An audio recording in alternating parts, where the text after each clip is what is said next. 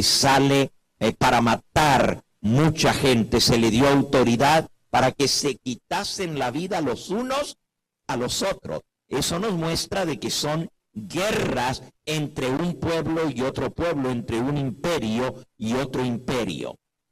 También el rojo representa el pecado, y esa generación, después del diluvio en adelante, aún el pueblo de Dios se caracterizó por el pecado que reinó en el pueblo escogido de Dios desde sus comienzos. Toda esa época estuvo caracterizada por rebeldía contra Dios. No hubo un periodo que pudiéramos decir que el pueblo de Dios le fue fiel al Señor. Ni siquiera cuando Dios los libertó de Egipto, les dio su santa ley, escucharon su voz desde el jardín, desde el monte Sinaí, proclamando los 10 mandamientos. Pues ni habían pasado 40 días cuando ya habían caído en pecado, en rebeldía, en apostasía, y de allí una apostasía tras otra. El Señor lo resume allí en su palabra en el libro de Deuteronomio, diciendo: 10 veces me habéis despertado a ira, 10 veces os habéis levantado contra mí, porque los 40 años de peregrinación fue una rebeldía tras otra, una apostasía tras otra. Aún llegando a la frontera de Canaán, una gran apostasía. Luego que ya entraron en Canaán, en lugar de obedecer lo que Dios les había dicho, que no se mezclaran con las naciones, cayeron en el pecado de la idolatría. El periodo de los reyes de Israel no fue mejor, al contrario, todos los reyes, comenzando aún desde los reyes, el primer rey de Israel cayó en la apostasía, y él mismo tuvo que ser desechado por Dios. El segundo rey, David, derramamiento de sangre, justamente el caballo rojo que representa al pueblo de Dios, pues hubo el mismo rey David. Dios le dijo: no me vas a poder construir el templo, porque tus manos están manchadas de sangre. Muchas guerras de conquista. Y el mismo rey David cayó en el pecado vez tras vez, teniendo más de una esposa. Salomón, su hijo, no fue mejor. Casi 1000 mujeres y concubinas. El pecado reinó. Por eso el rojo es símbolo de pecado también. Y estamos hablando de los líderes máximos del pueblo de Dios, que debieran haber dado el ejemplo al pueblo de Dios. Imagínense cómo estaría el pueblo si sus dirigentes eran pecadores abiertos. El pecado reinó en toda esa generación, tanto así que terminaron en el cautiverio. No hubo remedio para ellos. Dios dijo: no, traté de sanar a Israel, pero no quiso ser sanado. Las 10 tribus del norte fueron enviadas al cautiverio, nunca más regresaron, se perdieron. Y las 2 tribus del sur que formaban el reino de Judá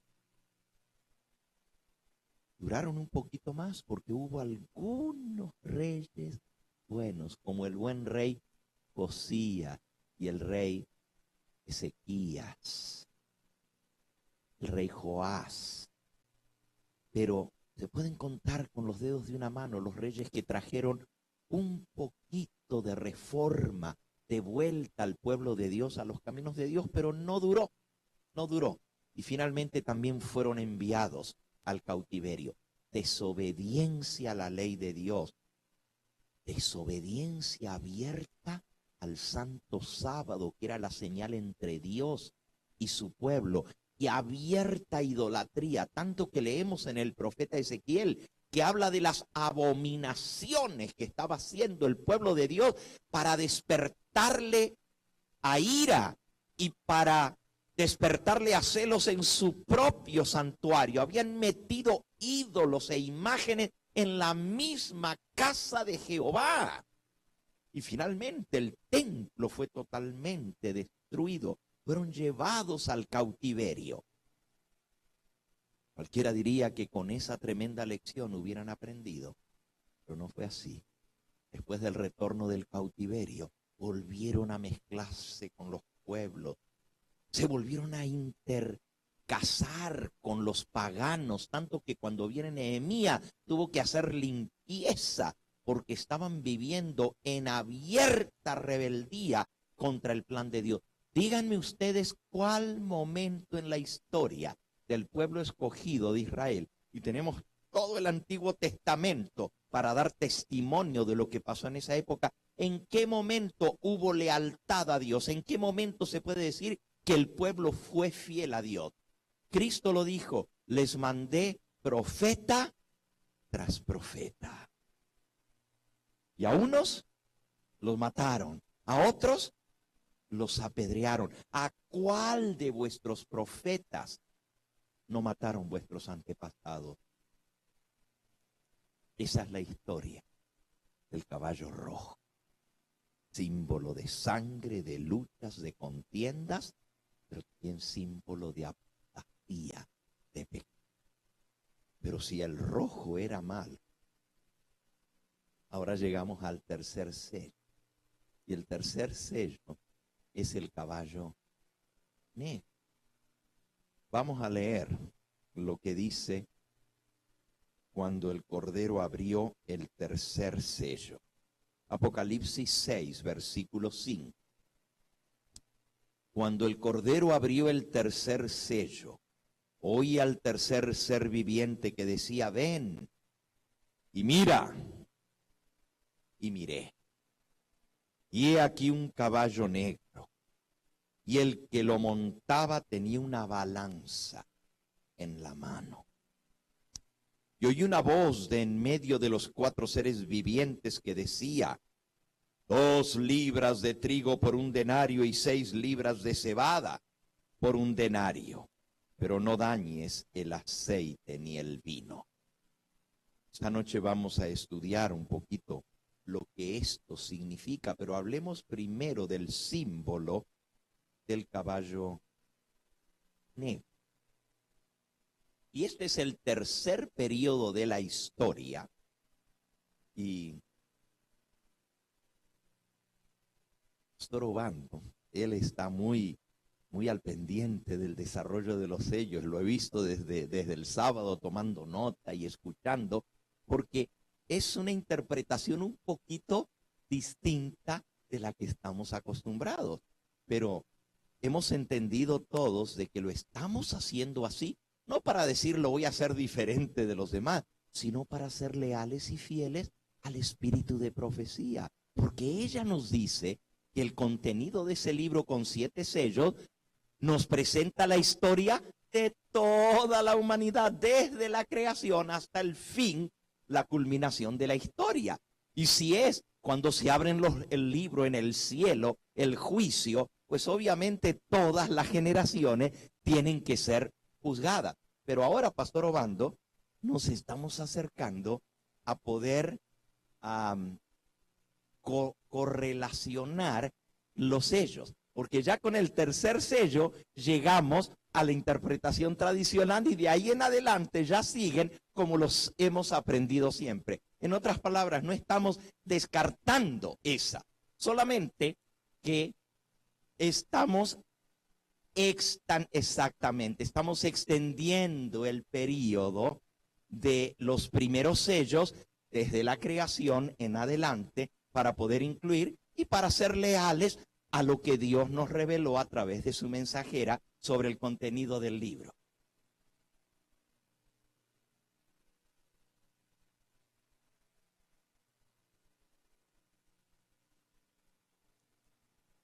Así es, así es. Y si ustedes vieron, pues toda la comprobación la dimos con la palabra de Dios. Los periodos coinciden exactamente. Ahora, aquí es donde tenemos que entender un poquito lo que pasó en el primer siglo de la era cristiana. Porque si el primer sello va desde la creación al diluvio y el segundo sello va desde el diluvio hasta Cristo, hasta el sacrificio de Cristo, y termina con el juicio de este mundo, con el príncipe de este mundo echado fuera. Y ahí comienza una nueva etapa, porque ahora la gente va a ser juzgada por el sacrificio de Cristo. Cambia la base del juicio. ¿Me explico? Antes había que creer en la palabra de Dios y en la promesa de un redentor. Pero desde que Cristo murió, ahora el evangelio es: el Cordero de Dios ha venido a este mundo, y las personas van a ser juzgadas de acuerdo a su fe en Cristo como Salvador y como Mesías. Ha cambiado la base del juicio en esa nueva generación. Por eso, si ustedes recuerdan, el contenido del libro no era solamente la historia. Les voy a volver a recordar, porque eso es importante que lo entendamos. En la cita que nos ha servido como base para interpretar esto, que es la cita de Manuscritos Inéditos, volumen 20, páginas 197 y 198, en esa cita donde la mensajera del Señor, por revelación de Dios, nos da el contenido del libro, ella nos dice qué más contiene. No solamente es la historia de la humanidad. Dice, allí, en la mano del que estaba sentado en el trono, está el libro con 7 sellos, el rollo de la historia de toda la humanidad. Contiene las providencias de Dios, la historia profética de las naciones. Interesante, ¿verdad? Lo que ella dice.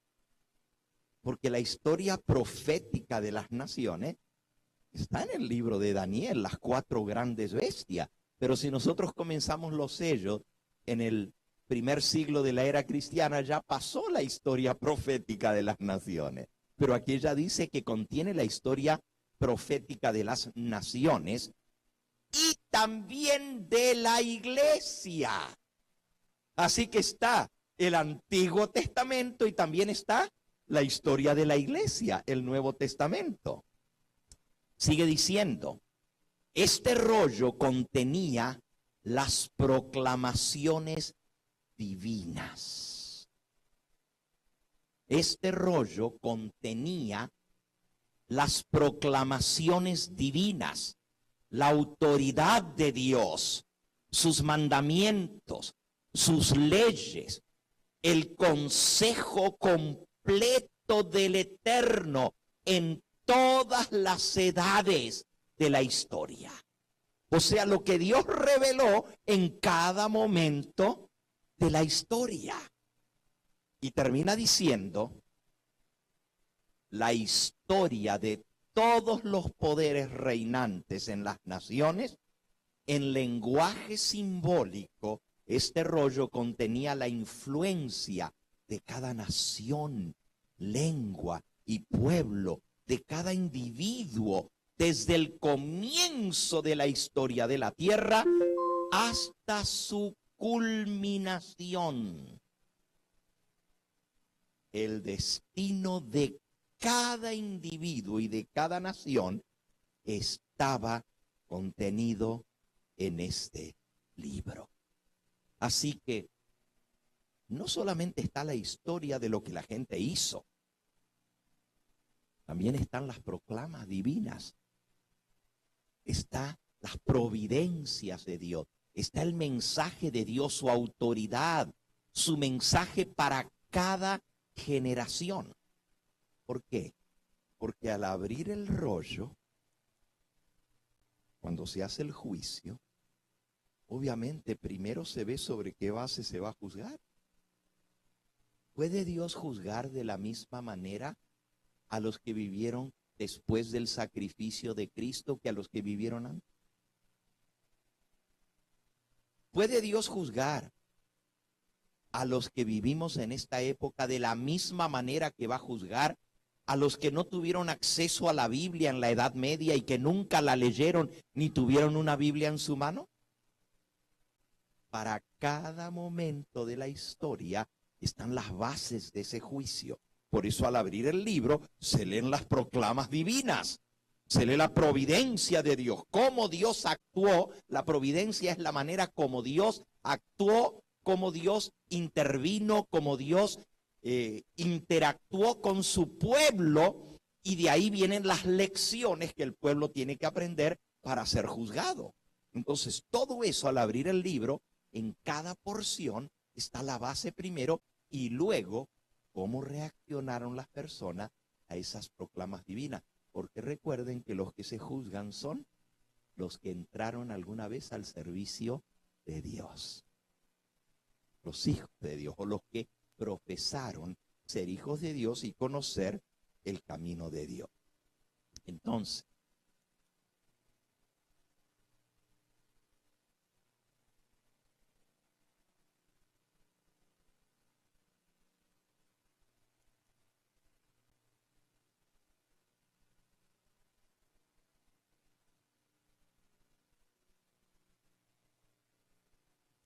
sí, todo aquel que profese conocer al Dios verdadero, Dios lo considera su hijo, aunque no tenga todo el de la luz.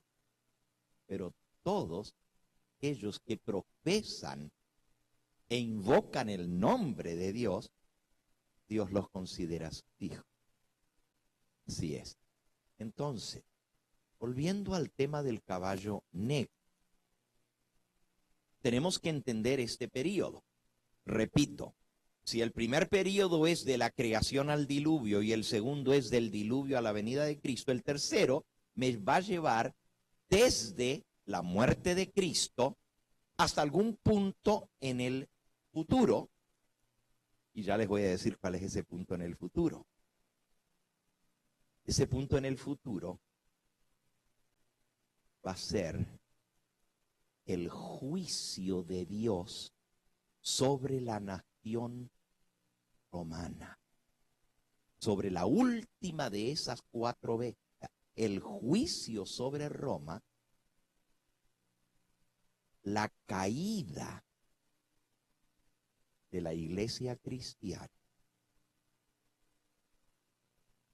para transformarse en la prostituta y en la ramera.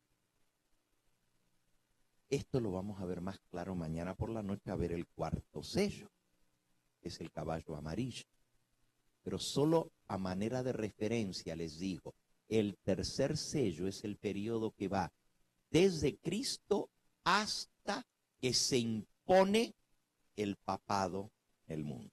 O sea, hasta el año 538. Y ya les voy a explicar por qué pongo esa fecha, porque hay una profecía que lo señala. Y de ahí en adelante ya los sellos siguen paralelos a lo que nosotros conocemos. Y abarca el periodo de lo que en la interpretación tradicional sería primero, segundo y tercer sello. Ahora, este tercer sello es el mismo periodo, pero nos lleva hasta el comienzo del cuarto sello, que sería el año 538, según la interpretación tradicional. Ahora, ¿por qué el caballo negro? Fíjense, en la interpretación tradicional, el caballo blanco se comienza con la era cristiana, los primeros 100 años de la iglesia. El segundo sello va del año 100 al año 303. Y el tercer sello va del 313 al 538. Es la época del compromiso, cuando el cristianismo se mezcla con el paganismo. Se nos ha enseñado que el primer siglo de la era cristiana, la iglesia estaba pura. No había doctrina falsa. porque los apóstoles estaban vivos y defendieron la verdad. Pero eso duró muy poquito tiempo. Vean, el periodo de Cristo, cuando Él estuvo en esta tierra, fueron 3 años y medio que Él enseñó. Obviamente Él enseñó la verdad, pero ¿cuántos la entendieron? Ni sus propios apóstoles la entendieron en su totalidad. Todavía después de su resurrección, le estaban preguntando, ¿vas a restaurar el reino a Israel en estos días? Se necesitó que viniera el Espíritu Santo para que comprendieran la verdad. Y ellos salieron a proclamar el Evangelio. Y sí, fue un Evangelio puro. Pero vean lo que sucedió. Recuerden que el negro representa corrupción. El negro representa apostasía. Así como el rojo representa pecado, el negro representa apostasía, tinieblas espirituales. Eso es lo que representa el color negro, tinieblas espirituales. Entonces, revisemos el registro del primer siglo de la era cristiana y nos vamos a dar cuenta que no fue tan pura la historia de la iglesia en ese primer siglo. Si vamos a la epístola del apóstol Pablo a los Gálatas, él les escribe esta carta a las iglesias que están en Galacia. Galacia es una provincia del Imperio Romano. No hay ninguna iglesia que se llama Gálata. Gálatas son los habitantes de una provincia romana que se llamaba Galacia. Y Galacia incluía una cantidad de iglesias que el apóstol San Pablo fundó. No voy a entrar en los detalles de esto, pero sepan que eran por lo menos 15 iglesias que estaban en Galacia cuando Pablo les escribe la carta. Y en el capítulo 1 del libro a los Gálatas, es una de las cartas tempranas de Pablo, se cree que se escribe la carta a los Gálatas alrededor del año 46 después de Cristo. Cristo murió en el año 31 y estamos hablando de tan solo 15 años más tarde. 15 años más tarde de que se funda, por así decirlo, la nueva dispensación después de Cristo, desde el derramamiento del Espíritu Santo. Miren lo que Pablo les escribe a las iglesias cristianas en Galacia. Dice Pablo apóstol, versículo 1 del capítulo 1, no de hombres ni por hombres, sino por Jesucristo y por Dios el Padre que lo resucitó de los muertos. Y todos los hermanos que están conmigo a las iglesias plural de Galacia. Paz y gracia sean a vosotros, de Dios el Padre y de nuestro Señor Jesucristo, el cual se dio a sí mismo por nuestros pecados para librarnos del presente siglo malo, conforme a la voluntad de nuestro Dios y Padre, a quien sea la gloria por los siglos de los siglos. Amén. Fíjense, Cristo se dio a sí mismo para librarnos del presente siglo malo. ¿Cómo caracteriza el apóstol San Pablo al primer siglo de la era cristiana? El presente siglo malo. No era un siglo bueno, era un siglo malo. Ahora, obviamente, el que conoce a Cristo, pues conoce lo bueno. Pero miren lo primerito, se va al grano el apóstol Pablo al escribirle a las iglesias en Galacia y les dice, estoy maravillado de que tan pronto os hayáis alejado del que os llamó por la gracia de Cristo para seguir un evangelio diferente. No que haya otro, sino que hay algunos que os perturban y quieren pervertir el evangelio de Cristo.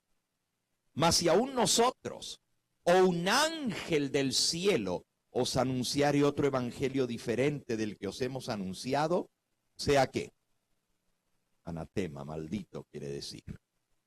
Como antes hemos dicho, también ahora lo repito, si alguno os predica diferente evangelio del que os hemos anunciado, sea anatema.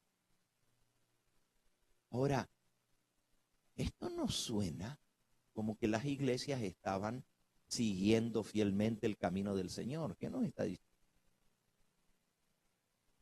Estoy maravillado de que tan pronto os hayáis alejado del que os llamó por la gracia de Cristo para seguir un evangelio diferente.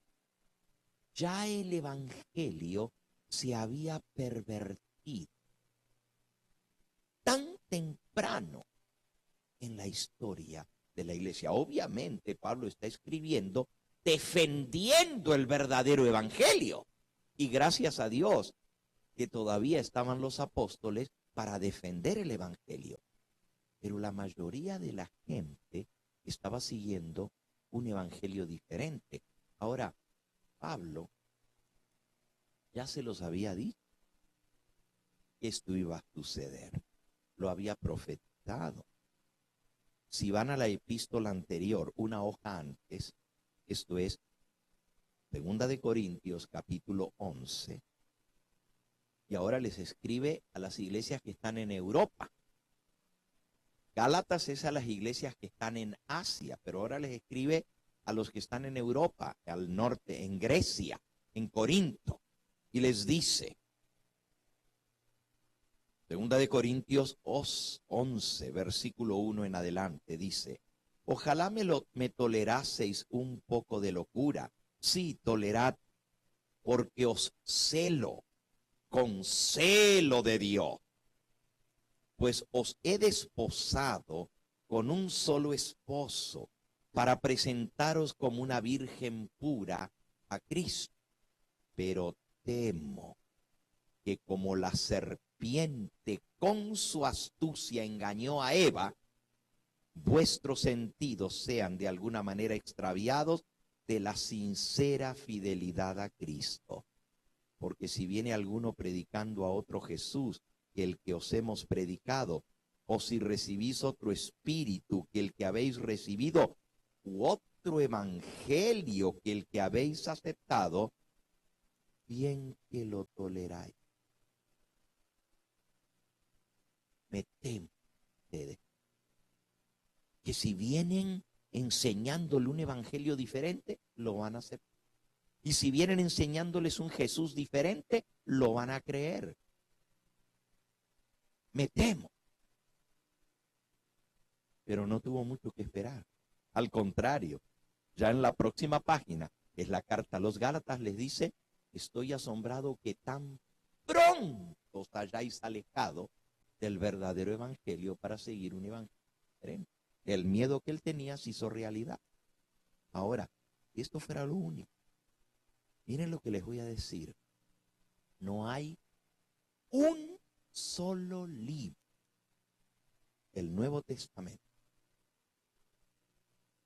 Quizás diría yo, la única excepción sería Filemón, porque Filemón es un libro cortito y es una carta personal del apóstol Pablo a Filemón. Pero todas las demás cartas de Pablo, de Pedro, de Juan, de Santiago, de Judas, los 4 evangelios, Hechos de los Apóstoles y todas las 14 cartas de Pablo, digamos 13, exceptuando esa carta chiquitita de Filemón, todos. Hay 28 libros del Nuevo Testamento y hay, 27 libros del Nuevo Testamento y 26 nos hablan del problema en la iglesia, de la apostasía y de cómo se han infiltrado. Cristo lo profetizó. Dijo, guardaos de los falsos profetas, que vienen a vosotros vestidos de ovejas, pero por dentro son lobos rapaces. Mateo capítulo 7. En los 4 evangelios, el apóstol Juan dice, en el 4 evangelio,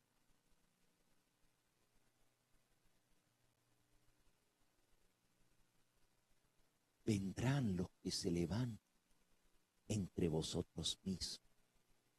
Yo tengo. Y el apóstol Pablo en el libro de Hechos, y por cierto, podríamos leer todos los pasajes, no tengo el tiempo de leerlo, pero si vamos a Hechos en el capítulo 20, aquí el apóstol San Pablo se dirige a todas las iglesias de Asia Menor. Éfeso, Esmirna, Pérgamo, Teatira, Filadelfia, Laodicea y todas las demás iglesias, Mileto y Troas. Había más de 15 iglesias allí en Asia Menor. No, más de 30 iglesias. 15 solamente en la provincia de Galacia, al norte. Dice el versículo 17 del capítulo 20, enviando pues desde Mileto a Éfeso, hizo llamar a los ancianos de la iglesia, y cuando vinieron a él les dijo, vosotros sabéis cómo me he comportado entre vosotros todo el tiempo desde el primer día que entré en Asia, sirviendo al Señor con toda humildad y con muchas lágrimas y pruebas que me han venido por las acechanzas de los judíos, y como nada que fuese útil he rehuido de anunciaros y enseñaros públicamente y por las casas, testificando a judíos y a gentiles acerca del arrepentimiento para con Dios y de la fe en nuestro Señor Jesucristo. Ahora, he aquí ligado yo en espíritu, voy a Jerusalén, sin saber lo que allá me ha de acontecer, salvo que el Espíritu Santo por todas las ciudades me da testimonio, diciendo que me esperan prisiones y tribulaciones. Pero de ninguna cosa hago caso, ni estimo preciosa mi vida para mí mismo, con tal que acabe mi carrera con gozo y el ministerio que recibí del Señor Jesús, para dar testimonio del Evangelio de la gracia de Dios. Y ahora, he aquí, yo sé que ninguno de todos vosotros, entre quienes he pasado predicando el reino de Dios, verá más mi rostro. Por tanto, yo os protesto en el día de hoy que estoy limpio de la sangre de todos, porque no he rehuido anunciaros todo el consejo de Dios. El versículo 28 y 29 tiene la amonestación que les da a todos los dirigentes de las iglesias en Asia, a los ancianos. Dice, por tanto, versículo 28, mirad por vosotros y por todo el rebaño en que el Espíritu Santo se ha puesto por obispos para apacentar la iglesia del Señor, la cual él ganó por su propia sangre. Porque yo sé que después de mi partida entrarán en medio de vosotros lobos rapaces que no perdonarán al rebaño, y de vosotros mismos se levantarán hombres que hablen cosas perversas para arrastrar tras sí a los discípulos.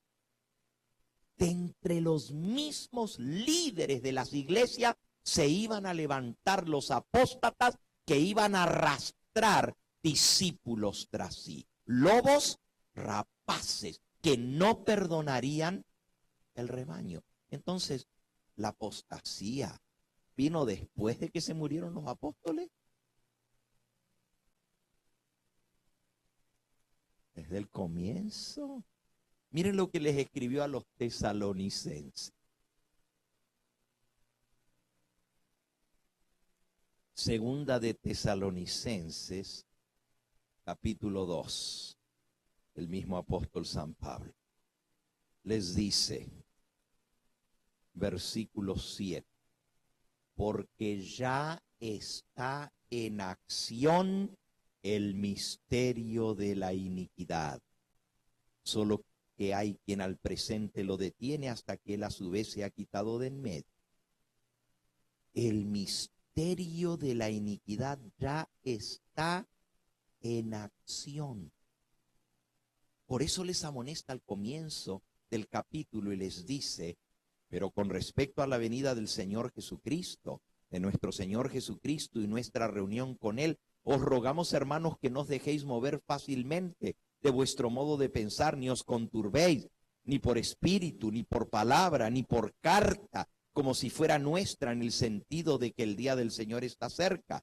Nadie os engañe en ninguna manera, porque no vendrá el Señor sin que antes venga la ¿qué? La apostasía, y se manifieste el hombre de pecado, el hijo de perdición. Así que, hermano, Cristo no va a venir ya. Les dice: nadie os engañe con respecto a la venida del Señor Jesús, porque no puede venir Él sin que primero venga la ¿qué? La apostasía. Y entonces en el versículo 7 les dice: ya está en acción el misterio de la iniquidad.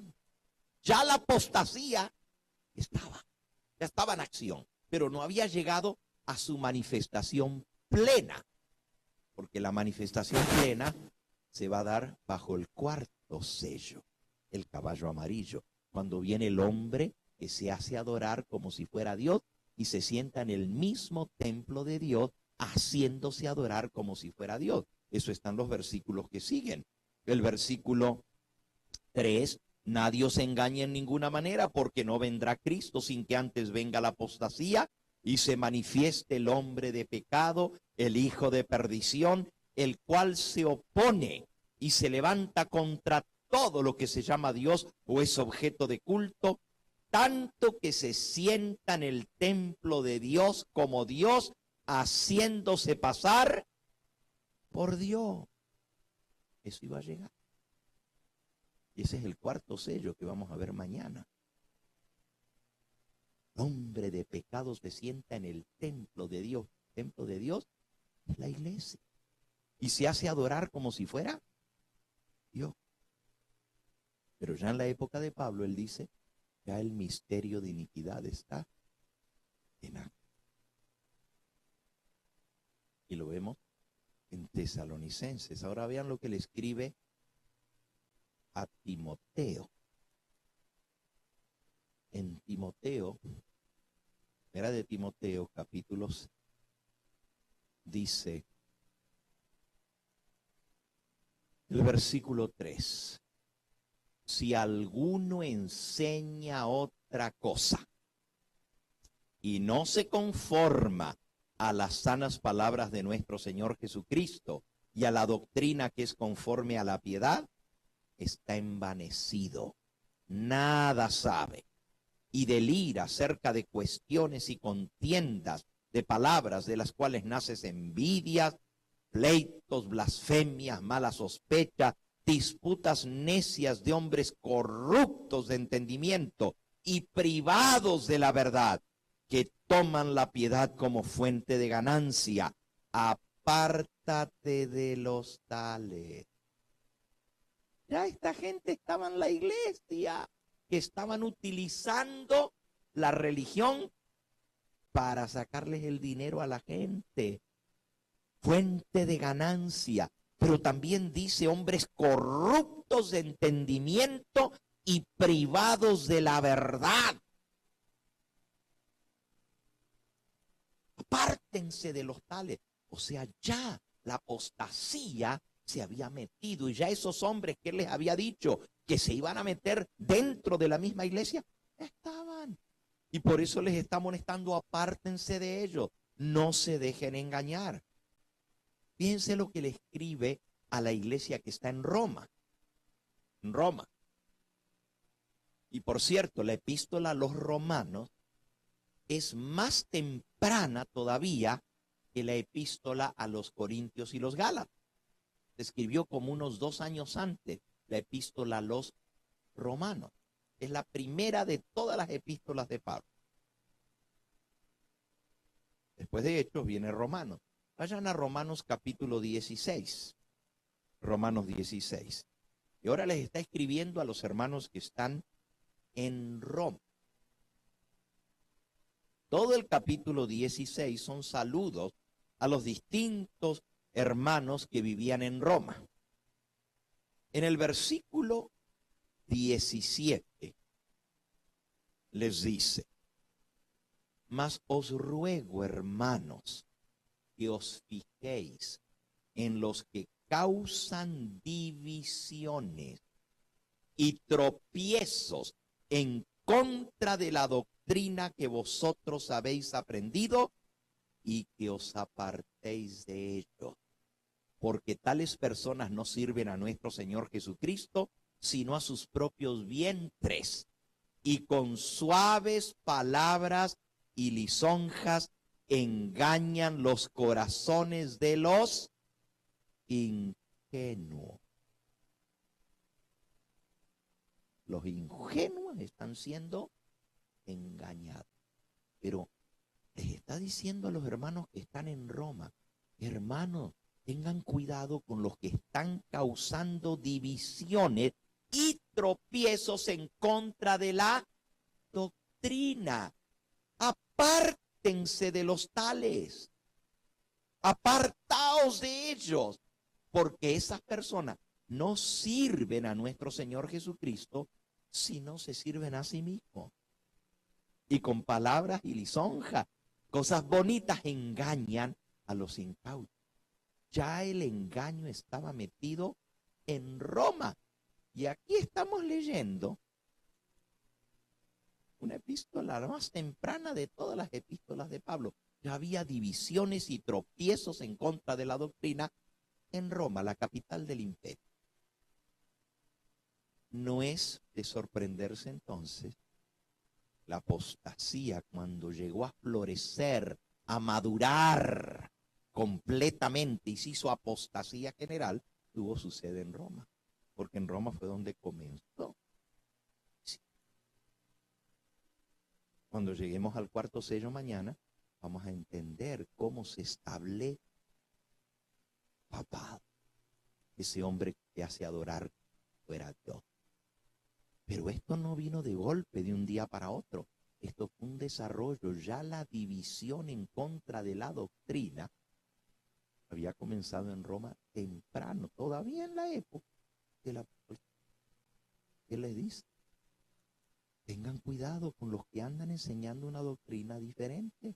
Están metiendo tropiezos con doctrina.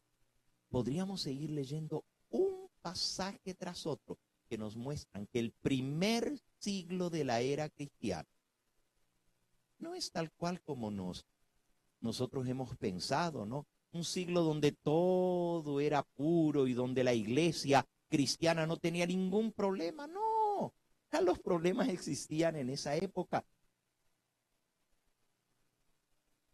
Van a seguir poniéndose cada vez más graves hasta que va a llegar a una apostasía tal. Ahora, el caballo negro, usted dice, el caballo negro es niebla, el caballo negro es apostasía. ¿Que no había luz? El evangelio siempre existió desde el jardín del Edén, el evangelio. Pero a lo largo de la historia el hombre se ha corrompido. Pero en los primeros siglos del cristianismo fue muy poco el tiempo que la iglesia cristiana se mantuvo leal a las enseñanzas de Cristo. Yo recuerdo un maestro que tuve cuando estudié historia eclesiástica en la Universidad de Andrews. Este maestro, una persona muy estudiada en historia, un doctorado en historia, y un doctorado en teología.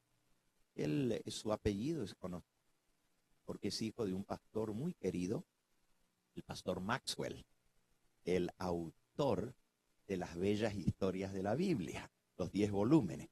El papá de este profesor mío era el que escribió los 10 volúmenes de las bellas historias de la Biblia y escribió también el libro Las hermosas enseñanzas de la Biblia. Pues este pastor Maxwell fue mi maestro, Mervyn Maxwell, es el que escribió el libro sobre Daniel y sobre Apocalipsis, muy conocido, ¿verdad? Dios revela el futuro, las profecías de Daniel y las profecías de Apocalipsis. Fue mi maestro en la Universidad de Andrews. Y una de las cosas que yo recuerdo que él nos enfatizaba Y una frase que nos hizo aprender de memoria, te la voy a decir primero en inglés, porque él hablaba inglés y así me la aprendí yo y después se las traduzco al español. Él decía, the speed in which the early church toboggan into apostasy takes one's breath away. ¿No lo entendieron? Ahora se lo... La velocidad con que la iglesia temprana, la iglesia primitiva, early church, la rapidez, la velocidad con que la iglesia apostólica, la iglesia primitiva, toboggan quiere decir se deslizó como si fueran un tobogán. Ustedes saben, cómo es el tobogán. Los niños se suben allá arriba y una vez que se tiran, no hay quien los frene hasta que llegan hasta abajo. Es un tobogán, se los lleva. Así la iglesia cristiana cayó en el tobogán de la apostasía. Y dice, speed, la velocidad, in which the early church, en la cual la iglesia primitiva cayó en el tobogán de la apostasía, take one's breath away. Te deja boquiabierto, te deja sin respiración, de tan rápido que apostató la iglesia. Yo les podría hablar de todas las herejías que surgieron en el primer siglo de la era. Y lo sabemos porque los apóstoles lo dejaron escrito en sus epístolas. ¿Se sorprenderían ustedes que yo les diga que había facciones de iglesia? Miren, vayan a 1 Corintios capítulo 3.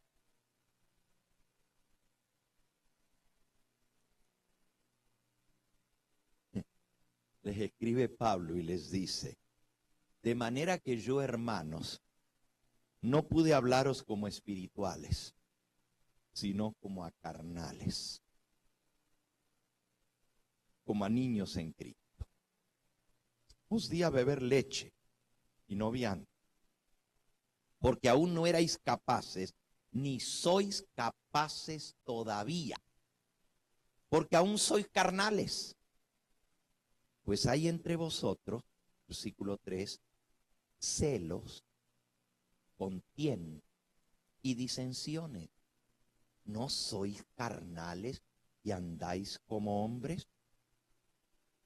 Porque anda uno diciendo, versículo 4, yo ciertamente soy de Pablo, y el otro, yo soy de Apolos, y el otro, yo soy de Cefas. ¿No sois carnales? ¿Qué pues es Pablo y qué es Apolo? Servidores por medio de los cuales habéis creído.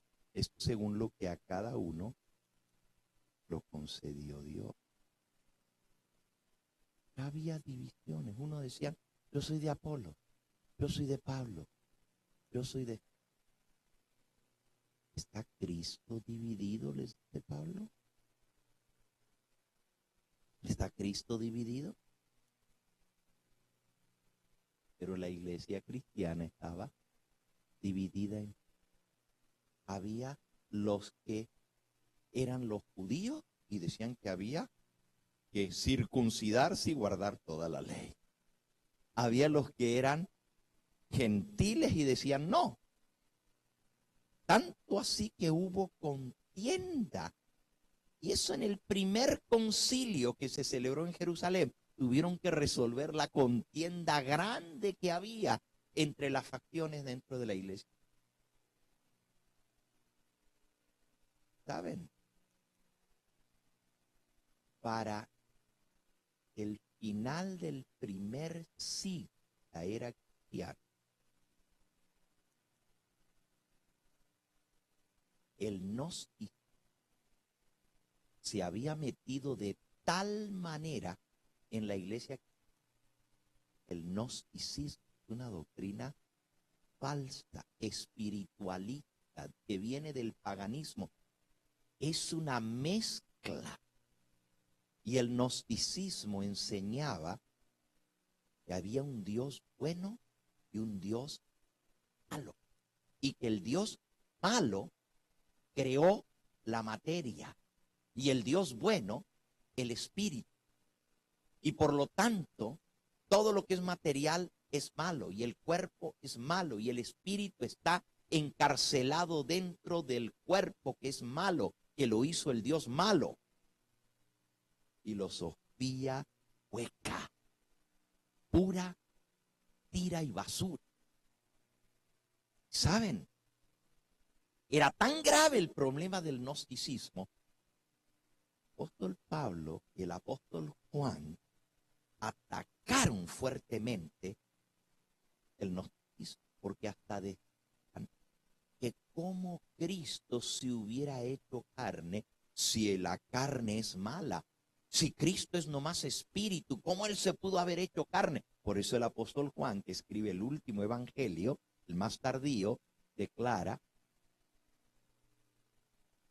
en el principio era el verbo y el verbo estaba con Dios y el verbo era Dios, y aquel verbo se hizo carne y habitó entre nosotros y vimos su gloria.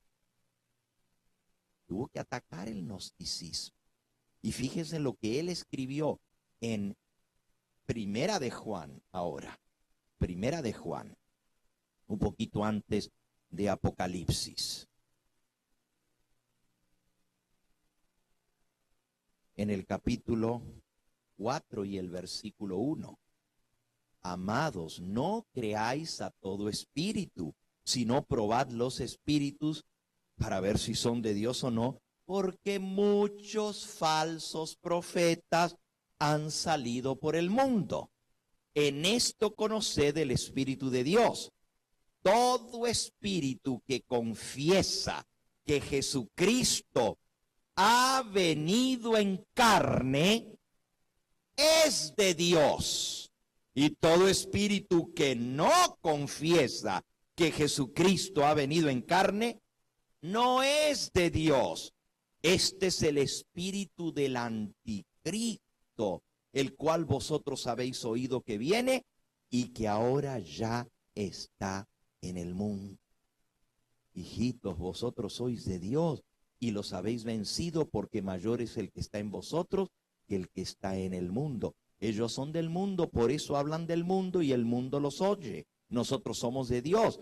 El que conoce a Dios nos oye y el que no es de Dios no nos oye. En esto conocemos el espíritu de la verdad y el espíritu de error.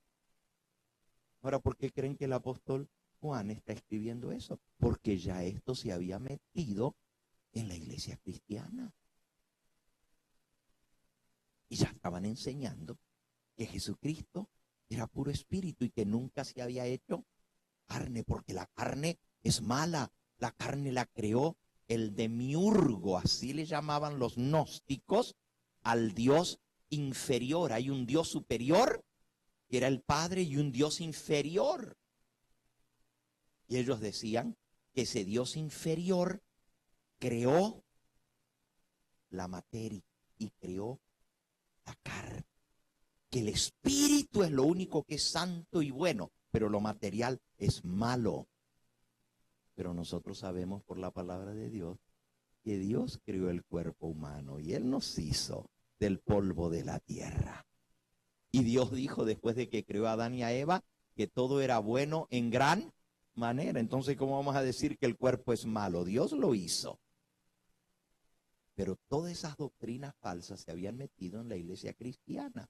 El gnosticismo fue la amenaza más grande contra el cristianismo. Porque los gnósticos, la palabra gnóstico viene de la palabra griega gnosis, que quiere decir conocer. Y decían, nosotros tenemos el conocimiento verdadero.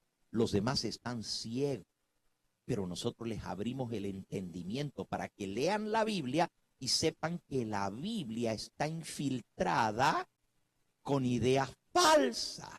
Eso decían los gnósticos, que la Biblia misma estaba infiltrada con ideas falsas y que había que leer la Biblia pero rechazar todo lo que no era del espíritu, todo lo que era de la carne. Hermanita.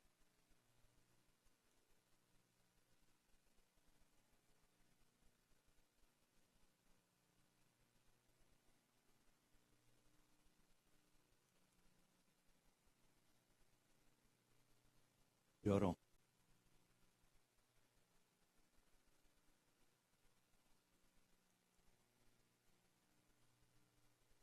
Así es, él veía el futuro.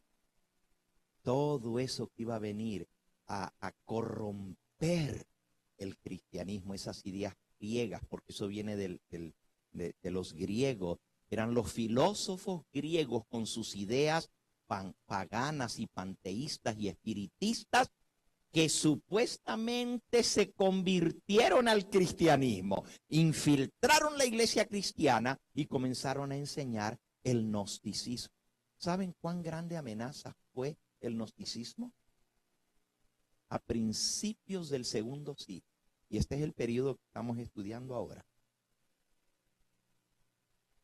un historiador de la iglesia dice que a principios del segundo siglo, 2 de cada 3 cristianos que decían ser creyentes en Cristo eran no. 2 de cada 3, o sea, el mundo cristiano, porque el evangelio se regó, el evangelio de Cristo en el primer siglo, pero el gnosticismo, la mala cizaña, la mala hierba, se metió, fue sembrada por el diablo temprano. En el mismo tiempo que se sembró la buena semilla, el diablo sembró la mala semilla para que crecieran juntos. ¿Se acuerdan la parábola del Señor Jesús del trigo y la cizaña? Él lo dijo. Iban a crecer juntos el trigo y la cizaña. Entonces, el Hijo del Hombre sembró la buena semilla, pero el enemigo sembró la cizaña. Y eso viene desde los días de Cristo. Entonces, por eso se representa ese periodo de la iglesia cristiana como el caballo negro, porque la verdad tenía que luchar contra el error y eventualmente el error se sobrepuso. Ustedes saben que la mala hierba crece más que la buena semilla. Se multiplicó el error y ya para el tercer y cuarto siglo el error llegó a ser tan generalizado que podemos decir que fue el caballo negro, tiniebla espiritual. Y por supuesto, este primer sello, este tercer sello, nos lleva todo el periodo del emperador. Fíjense qué interesante.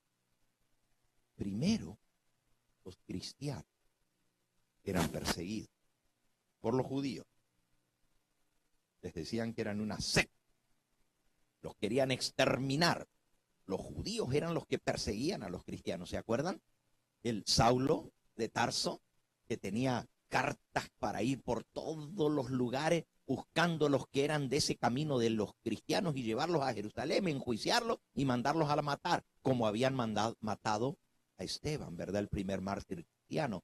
Y de allí dice Hechos capítulo 8, que se desató una terrible persecución en la iglesia y fueron esparcidos por todas partes los cristianos por la terrible persecución.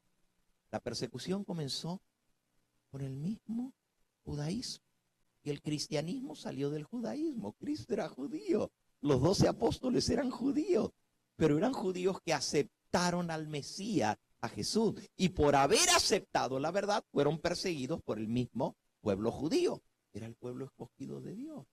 Ayer lo vimos, ¿verdad? A los suyos vino y los suyos no le recibieron. Entonces, después de la persecución judía, comienza la persecución del Imperio Romano. Y los cristianos fueron perseguidos atrozmente por el Imperio Romano. Pero eso no fue lo que más destruyó la iglesia. No fue la persecución. Al contrario, la persecución más bien hizo que miles aceptaran el evangelio de Cristo. Lo que destruyó la iglesia terminó transformándose en el caballo negro. Fue la infiltración de las doctrinas falsas. Y esto llegó a su apogeo en la época del emperador. Miren, todos los emperadores, desde Augusto César, el primer emperador romano, por cierto, fue el mismo emperador que dio la orden de empadronarse y que José y María tuvieron que ir a Belén a empadronarse. Ese fue Augusto César. Después de Augusto César vino Tiberio César, que fue bajo quien murió Cristo cuando él murió. Y de ahí en adelante, todos los emperadores romanos eran paganos. El cristianismo comenzó a regarse, pero el paganismo, que era la religión oficial del Imperio Romano, veía el cristianismo como una amenaza. Están convirtiendo a mucha gente que eran paganos y están dejando los ídolos. Y primero les llamaban a los cristianos ateos. Vean qué cosa, qué paradoja tan grande, ¿verdad? Nosotros hoy en día decimos que los ateos son los que no creen en Dios, y es cierto. Pero los cristianos fueron los primeros que fueron acusados de ser ateos. ¿Saben por qué? Porque no creían en los dioses romanos. No, pues si no creen en Júpiter, y no creen en Saturno, y no creen en Neptuno, y no creen en la diosa Afrodita, la diosa del amor, no creen en los dioses, son ateos, decían. Los acusaban de ser ateos y los perseguían. Pero después de una terrible persecución, el último emperador que persiguió a los cristianos se llamó Diocleciano. Y después de una persecución que duró 10 años y diezmó a la iglesia cristiana, viene un nuevo emperador. Y este nuevo emperador, su mamá,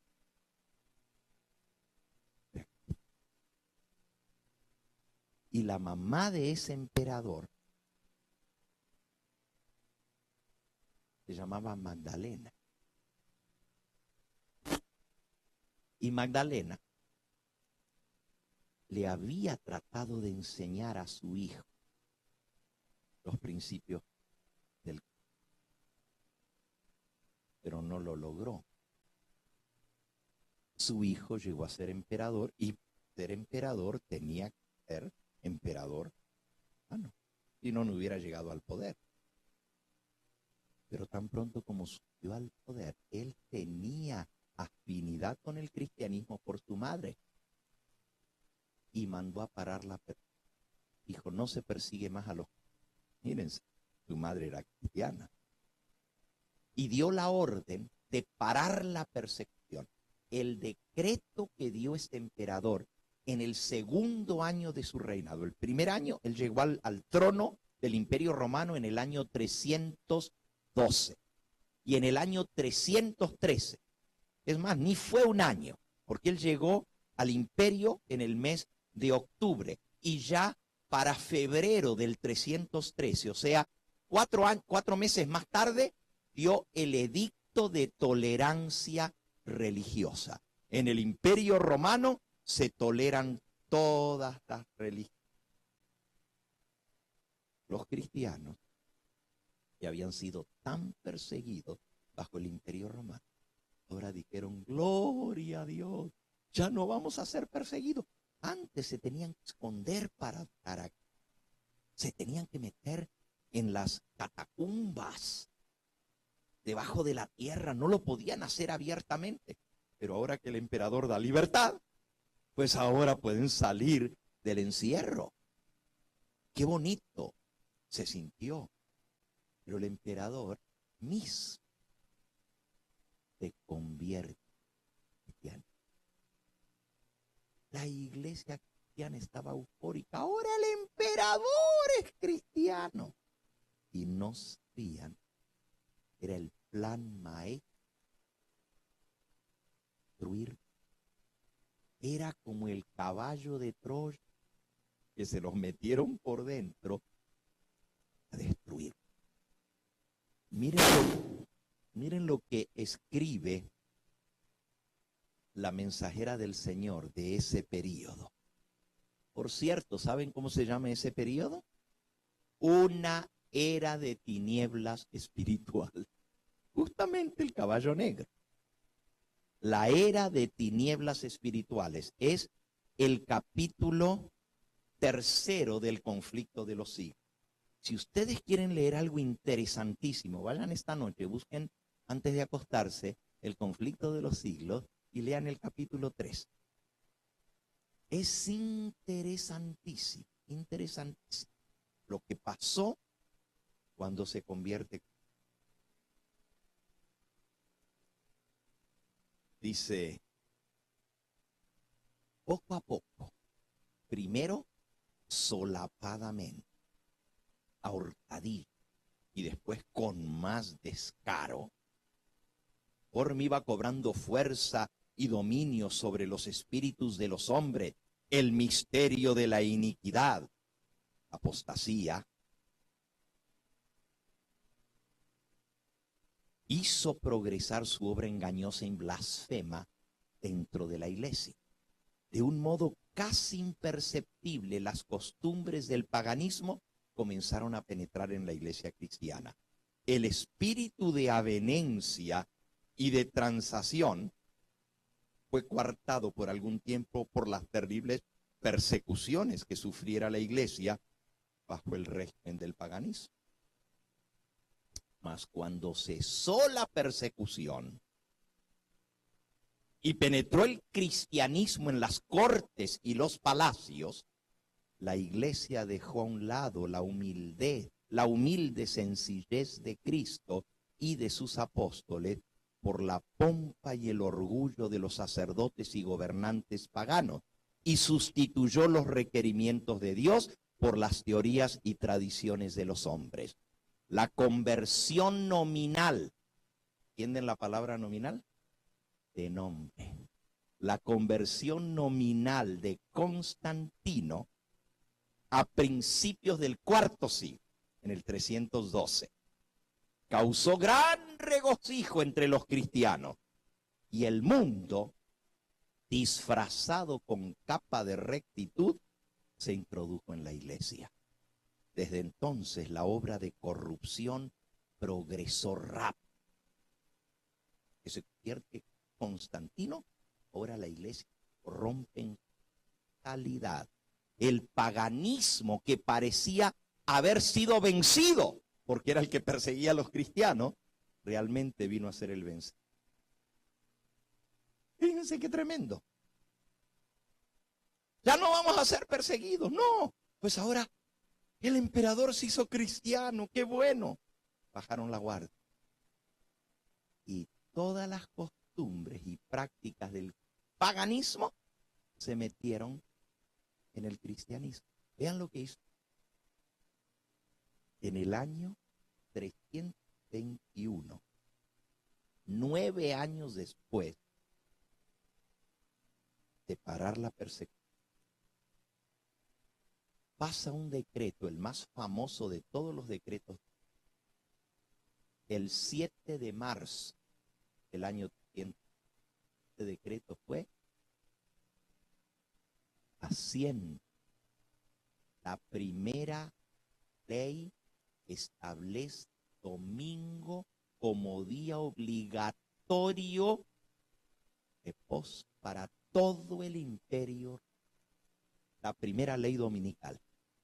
Y no fue una ley dominical chiquitita.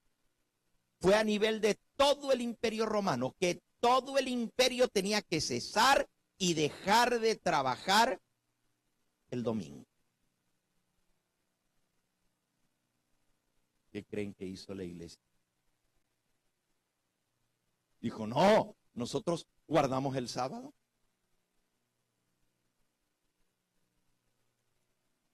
Unos poquitos se mantuvieron, pero la mayoría, los líderes de la iglesia cristiana, como se habían congraciado con Constantino,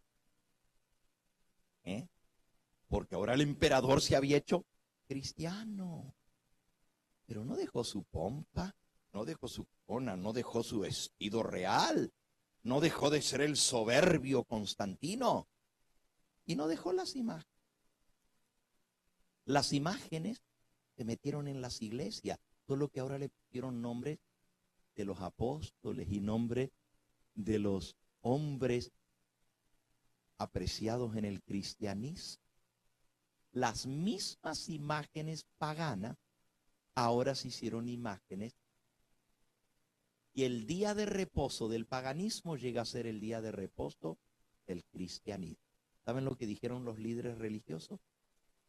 Ya que el emperador se ha hecho cristiano y él quiere unificar todo el imperio. ¿Saben cómo los convenció Constantino? Esto está en la historia.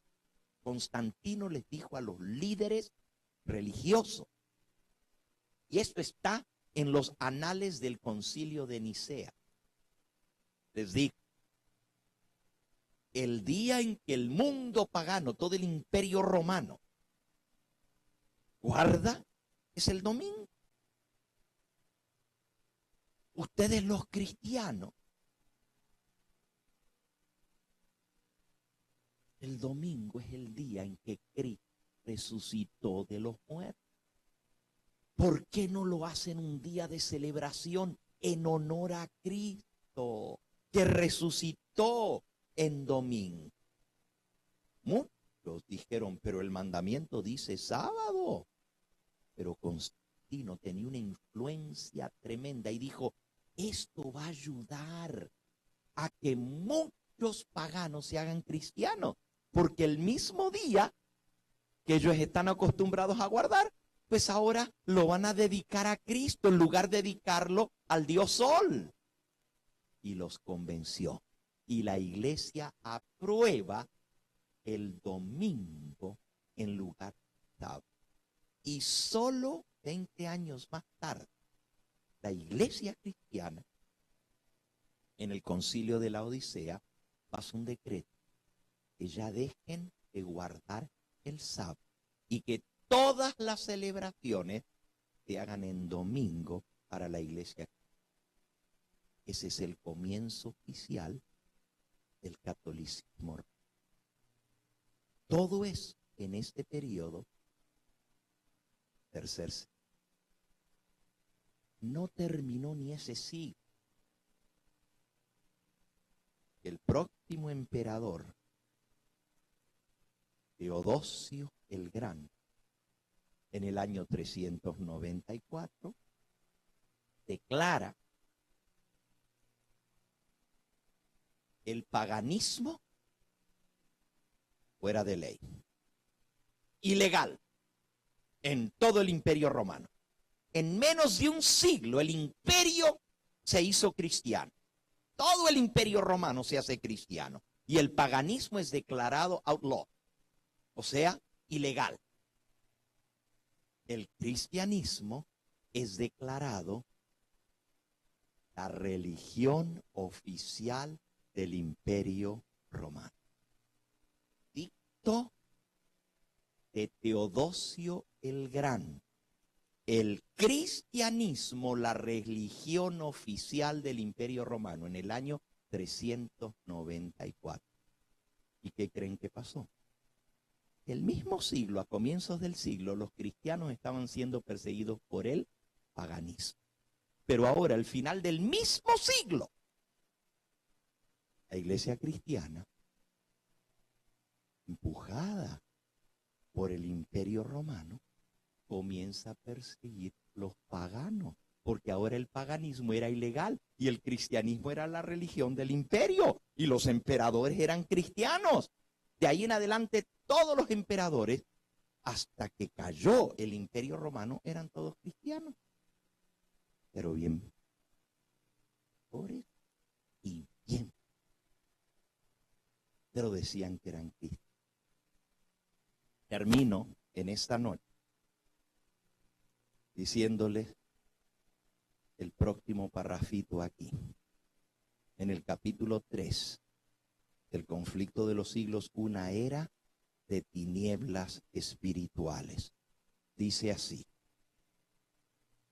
el paganismo, que parecía haber sido vencido, resultó ser el vencedor. El espíritu del paganismo dominó la iglesia. Sus doctrinas, ceremonias y supersticiones se incorporaron a la fe y al culto de los que profesaban ser discípulos de Cristo. Esta unión con el paganismo y el cristianismo dio por resultado el desarrollo del hombre de pecado predicho en la profecía, como poniéndose a Dios y ensalzándose a sí mismo sobre Dios. Este gigantesco sistema de falsa religión es la obra maestra del poder de Satanás, un monumento de sus esfuerzos para sentarse él en el trono y reinar sobre la tierra según su voluntad. Y hermanos, de ahí en adelante viene toda la corrupción y las doctrinas, toda. Se introduce la unión de la iglesia y el Estado. Se introduce el culto a las imágenes y reliquias. Se establece el domingo como día obligatorio de reposo.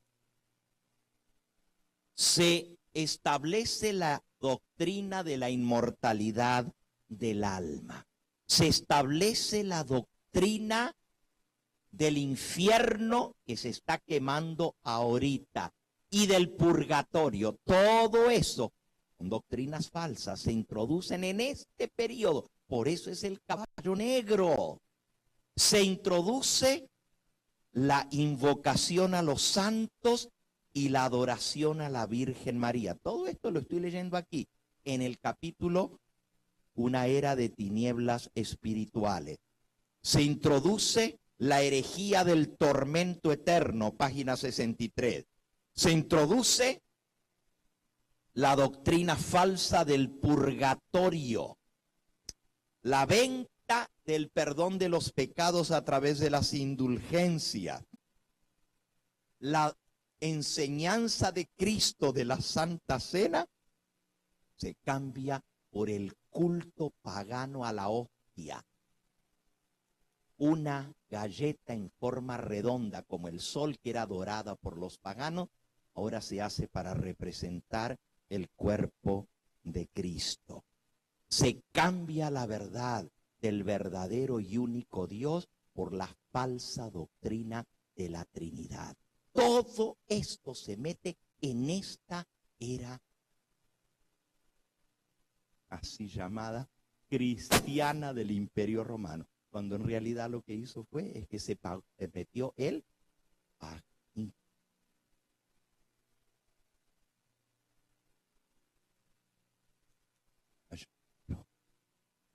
Y miren la última partecita.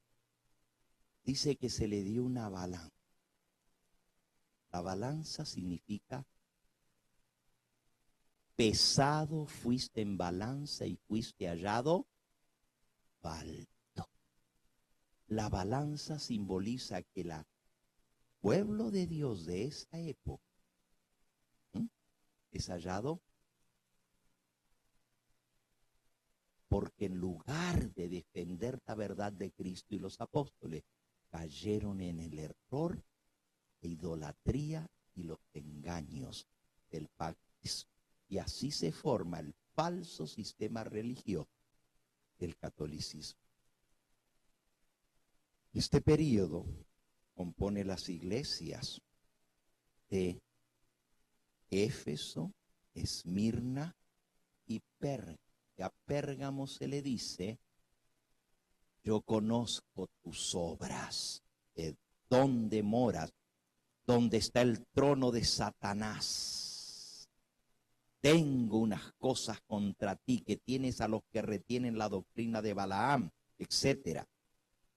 Ya no voy a leer esto, pero quiero ir a lo de la balanza y a lo del trigo y la cebada. Apocalipsis 6, versículo 5. He aquí un caballo negro y el que lo montaba tenía una balanza en la mano. Pesado fuiste en balanza y fuiste hallado falto. Eso está en Daniel capítulo 5. Y oí una voz de en medio de los 4 seres vivientes que decía: 2 libras de trigo por un denario y 6 libras de cebada por un denario. ¿Qué representa eso? Bueno, el trigo es con lo que se hace el pan. Es lo básico para mantener la vida.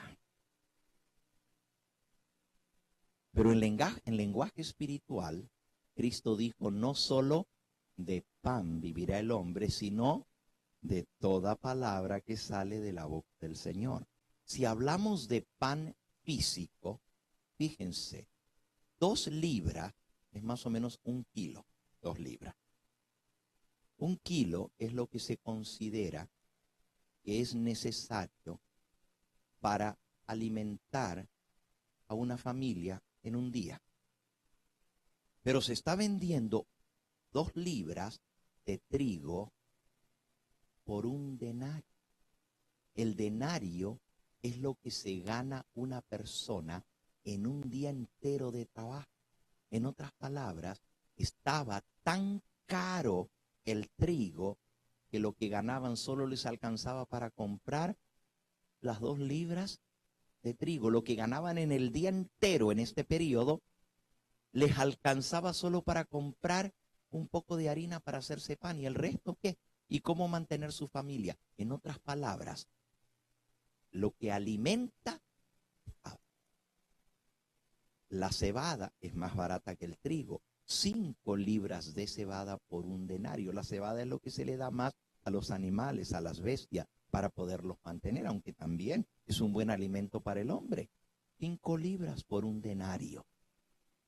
¿Se imagina tener que alimentar también a los animales con tan caro? Pero si lo pasamos ahora a la parte espiritual, si pensamos que lo que alimenta al pueblo de Dios es la palabra de Dios. Y esta estaba escrita y bien cara en ese. ¿Quién tenía el acceso a la verdad y a la palabra de Dios? Muy pocos. ¿Por qué? Porque los dirigentes guiaron al pueblo a creer en las fábulas, en las supersticiones, en las enseñanzas de los hombres, y no a poner su fe en Cristo y en su santa palabra. Pero luego dice: no dañes, ¿qué 2 cosas? El aceite y el vino. Estos 2 son símbolos del verdadero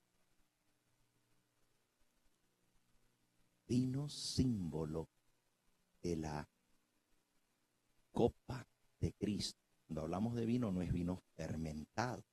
Y el aceite es el Espíritu Santo.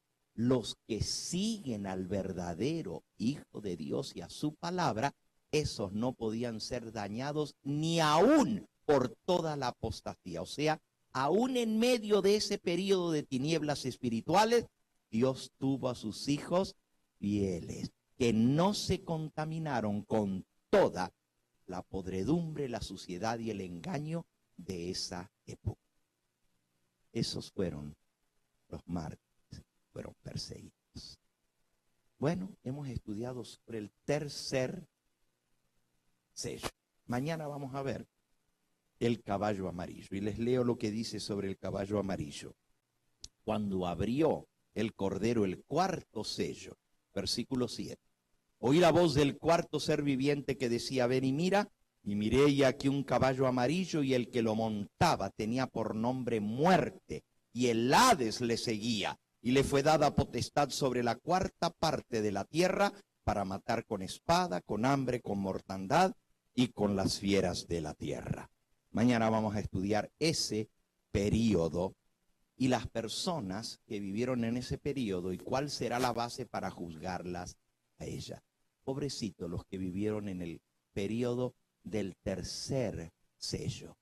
tinieblas espirituales. Pero sin embargo, el aceite y el vino no fue dañado. El verdadero pueblo de Dios no fue confundido.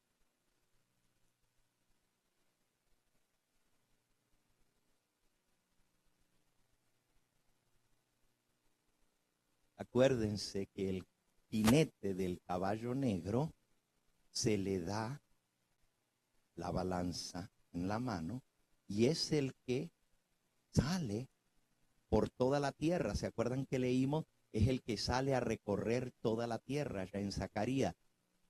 En el caso, por ejemplo, del segundo caballo, se le da la espada al del caballo rojo. Este es el que causa los estragos. En el cuarto sello, el que lo monta se llama la muerte. Entonces el tercero es el que causa toda esta tiniebla espiritual. Y a él es el que se le dice, no puedes dañar. Si el caballo negro es símbolo de tiniebla y símbolo de engaño, pues obviamente es el que está engañando. Dice, el que lo montaba tenía la balanza en la mano, o sea, no fue hallado falto. Este es el engaño de los líderes religiosos de esa época, guiados por Satanás. Y a ellos se les dice, no puedes dañar el aceite ni el vino. Eso significa que el verdadero pueblo de Dios y la palabra genuina de Dios no podía ser dañada. ¿Okay? Vamos a escuchar a nuestra hermanita Isabel con esta alabanza final y después de eso cantamos el himno y somos despedidos. Adelante, hermanita.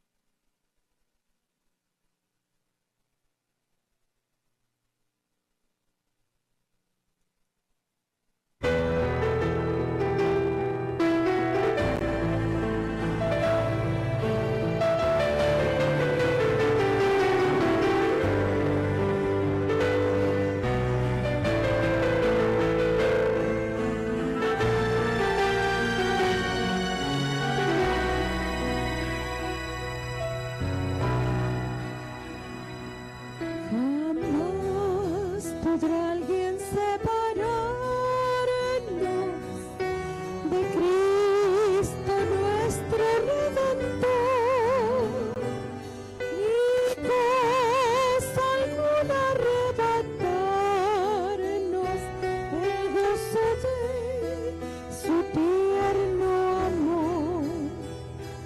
Ni luchas, pruebas o dolores, ni amenaza su aflicción, ni aun este mundo y sus honores, su pompa, gloria y tentación. Con furia loca lo azotaron y así humillaron al Señor, y sin piedad atravesaron las manos de mi Salvador. A esos pies que caminaron para sanar y bendecir, horribles clavos traspasaron la suerte humana.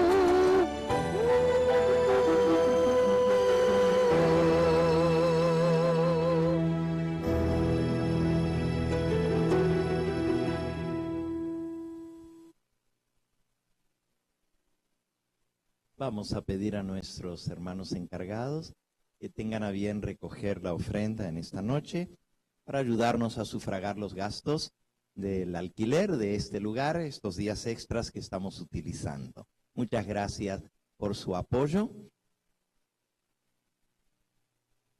Mientras se recoge la ofrenda, pues vamos a buscar el himno con que vamos a terminar. Después de esto, oraremos y los miembros de la Junta de Nombramientos vamos a pasar de inmediato para tener unos 45 minutos más de nuestra Junta. Muchas gracias. 438. Iglesia de Cristo renueva tu amor.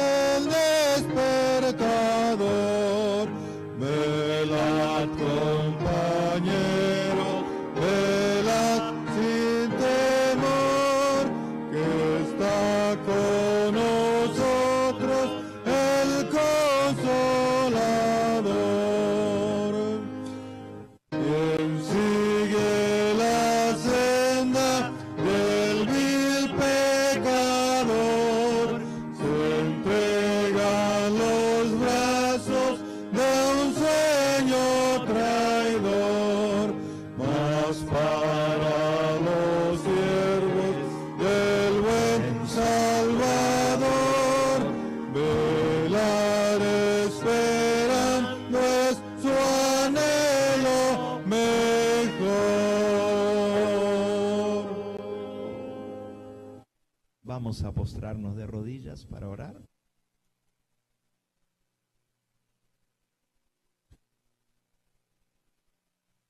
Nuestro Padre y nuestro Dios, te damos gracias por la palabra profética más segura. Porque hoy hemos entendido cómo aún las cosas que han sucedido en tu iglesia y en tu pueblo estaban predichas de antemano, estaban escritas en el libro de aquel que está sentado sobre el trono y que se abrió al inicio del juicio. Entendemos, Señor, cómo la historia va desarrollándose y tú has de juzgar a cada persona según la época en que vivió. Aquellos que vivieron en esa era de tinieblas espirituales, que no tuvieron la oportunidad de conocer, porque aun cuando entraron a la iglesia cristiana, esta ya estaba mezclada y corrompida. Tú tendrás misericordia de ellos y los juzgarás de acuerdo a la luz y el conocimiento y la oportunidad que ellos tuvieron. Te pedimos a nosotros que nos mantengas fieles a esa luz y a ese conocimiento que tú nos has dado. Despídenos con tu bendición en esta noche, llévanos con bien a nuestros hogares y tráenos nuevamente el día de mañana para seguir estudiando esta gran profecía de los 7 sellos del Apocalipsis. Te lo pedimos en el nombre que es sobre todo nombre, en el nombre de Cristo Jesús. A Él sea la gloria y la honra por los siglos de los siglos. Amén, Señor. Amén. Muy buenas noches, hermanos. Nos despedimos.